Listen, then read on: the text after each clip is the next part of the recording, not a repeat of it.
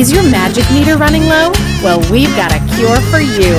Welcome to Disney Coast to Coast.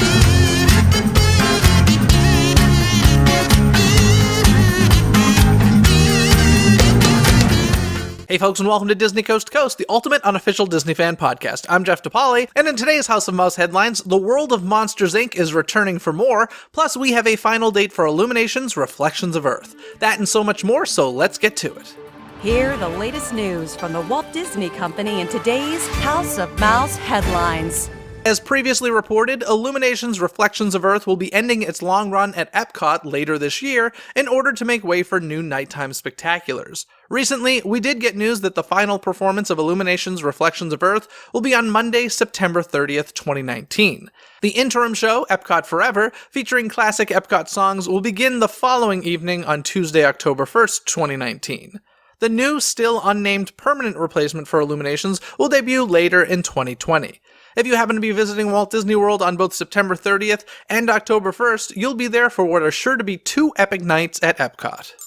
As you may remember, in the past I've talked about the guest experience team at Magic Kingdom. This is a team of cast members whose job is to make your time in the park a bit easier by answering questions about My Disney Experience, fast passes, reservations, and more. At first, it was just a test at Magic Kingdom, but recently it has become permanent. And even more recently, it's been announced that Disney's Hollywood Studios now has their own guest experience team, just in time for the 30th anniversary of Disney's Hollywood Studios, plus the opening of both Mickey and Minnie's Runaway Railway and Star Wars Galaxy's Edge. Over at Disney's Animal Kingdom, they'll be hosting their annual Earth Day celebration, Party for the Planet, on April 20th through 22nd. During this 3-day event, guests are invited to explore, engage, and connect with the magic of nature through family-friendly experiences and specialty offerings. Party for the Planet kicks off the moment you enter the park, as no guest will be able to miss a larger-than-life marine debris sculpture celebrating Disney nature penguins on display in the Oasis. The fun continues throughout the park with unique character experiences, special entertainment, and commemorative photo opportunities. Throughout this special weekend event, you can meet some of the amazing animal care experts, animal educators, and conservation experts to see firsthand how Disney cares for animals and works to save endangered species worldwide. Watch animal feedings and training experiences specially planned for Party for the Planet to learn how the keepers care for some of your favorite animals. If you're looking for a unique experience during Party for the Planet, take a journey through tales of adventure and cuisine during Tiffin's Talks, a special dining experience from April 20th through 22nd from 1 to 3 p.m., featuring the beloved creative force behind the concept, design, and build-out of Disney's Animal Kingdom, Walt Disney Imagineer and Portfolio Executive Joe Rohde, also known as the Man with the Earrings. Join Joe for a unique conversation as he regales you with stories from his travels through a delectable 4-course lunch featuring global dishes, desserts, and specialty beverages. Pricing for this dining package is $199. Guests are also invited to meet Joe Rohde at Mombasa Marketplace from 10 a.m. to 11:30 a.m. on April 20th and 22nd, where he'll be on hand to sign his own unique artwork, a commemorative lion print that will be on sale throughout the event while supplies last. A wristband is required to meet Joe Rohde.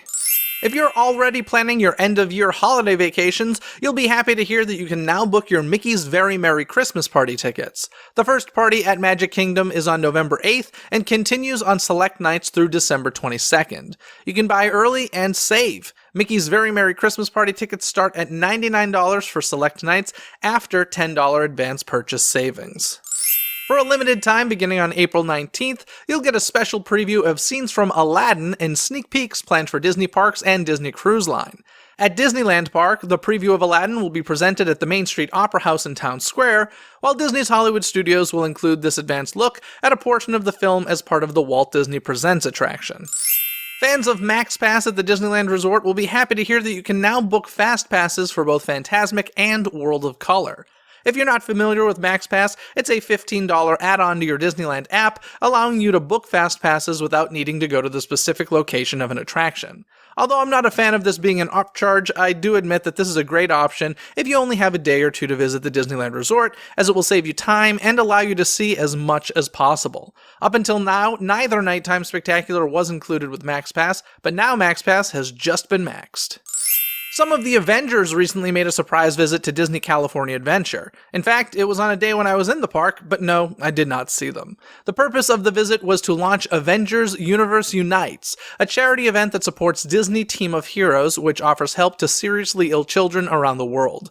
Among the celebrities in attendance were Paul Rudd, Robert Downey Jr., Chris Hemsworth, Scarlett Johansson, Brie Larson, and Jeremy Renner, along with Disney CEO Bob Iger. At CinemaCon 2019, it was announced that the current XMen series that the now Disney-owned Fox had been making will be ending its run with the film Dark Phoenix. According to folks involved with the making of this film, this final chapter will be the perfect send-off, so it's not as if the series will be ending abruptly for X-Men fans. Of course, the Marvel Cinematic Universe doesn't seem to be going anywhere, so don't be surprised if there's a big X-Men relaunch in the future under Disney's leadership. This past week, we got another look of The Lion King in a new trailer. In this trailer, we got our first looks at Timon, Pumbaa, and Scar. As people do, they went to social media to share their thoughts, and some folks weren't too thrilled with the new looks of some of their favorite characters. This animation to live-action remake trend has simply become fascinating to me. There always seems to be a very passionate group of people who hate these films, but then a massive amount of audience members bringing in a pretty hefty box office, with Dumbo being the exception. I probably fall somewhere in the middle. Do I think they're lazy and uncreative? Absolutely. But can they also be enjoyable? Sure. When it comes to this live-action remake, I honestly would have been more excited if they'd decided to shoot a film of the Broadway musical and release that instead. But that's not to say I won't enjoy this remake. I just wish we'd stop calling it live-action. The Lion King is due in theaters on July 19th. This past week, we got some news about various upcoming Disney Plus shows for the Disney streaming service, but this upcoming week has promised to give us even more information, so I'm going to hold off on giving the whole rundown. But there are two shows I do want to talk about this week. The first one was shocking and perhaps the best thing to come out of the Disney Fox acquisition. Sure, Disney now owns Avatar, additional Marvel rights, and the original Star Wars film due to the acquisition, but the best news to come out of it for me is that Love, Simon, my favorite film of 2018, is in development to be turned into a series for Disney+. Ironically, Love, Simon was under the Fox 2000 label, which Disney has since closed. No word on whether or not this series will be a prequel, sequel, spin-off, or something else, but the idea of Love, Simon having more life is exhilarating to me. I read those 3 books far too quickly. Fans of Monsters, Inc. and Monsters University will be happy to hear that Mike and Sully will soon be returning, but this time they're headed to Disney+. Both Billy Crystal and John Goodman will be returning to voice Mike and Sully respectively. The series is called Monsters at Work and is scheduled to premiere on the streaming service in 2020. This series picks up 6 months after the events of Monsters, Inc. The Monsters, Inc. power plant now harvests the laughter of children to fuel Monstropolis. After all, laughter does generate 10 times more energy than screams do. We'll follow a new monster named Tyler Tuskman, voiced by Superstore's Ben Feldman, and who I'm a big fan of. He's an enthusiastic and talented mechanic on the Monsters, Inc. facilities team who dreams of following in the footsteps of his idols, Mike and Sully, and making his way up to the factory laugh floor as a jokester. I wonder if this will prompt any changes coming to Monsters, Inc. laugh floor at Magic Kingdom related to this new series. After all, the series does center around collecting laughs. The Hollywood Reporter has reported that Rich Moore, the director of Disney hits Wreck-It Ralph and Zootopia, has joined Sony Pictures Animation. Moore had this to say: 10 years is a long time, but when you're working on incredible films with people you love, as I have these last 10 years, that time flies by. I will always cherish my days at the Walt Disney Animation Studios, and I leave with the faith that the studio is in good hands. I remain a lifelong Disney Animation fan and look forward to the films they'll create in the future." End quote. Moore was one of the first original directors of The Simpsons, ironically now owned by Disney, and he will be developing, producing, and helming original animated features for Sony Pictures Animation. That's gonna do it for the news this week, so let's get to this week's Twitter poll. Now, this past Wednesday's episode of Disney Coast to Coast was all about the new Hong Kong Disneyland attraction Ant-Man and the Wasp Nano Battle. So I asked you folks, what if Disney decided to add Marvel attractions in Disneyland's Tomorrowland? How would you feel about it?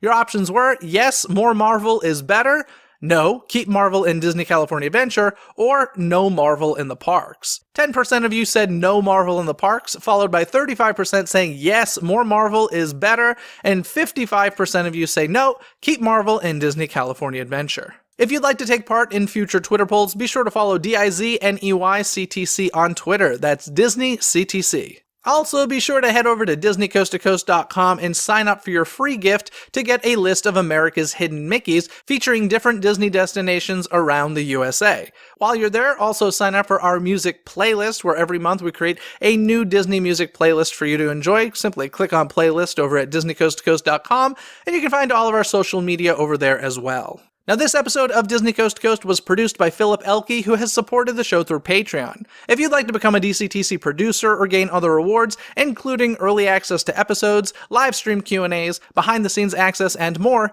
information can be found at patreon.com/DisneyCTC. That's patreon.com/DIZNEYCTC. Other than that, folks, have a magical day. Bye! Thanks for listening to Disney Coast to Coast. Have a magical day. Disney Coast to Coast is produced and hosted by Jeff DePauli. Learn more about the podcast and become a supporter at DisneyCoastToCoast.com.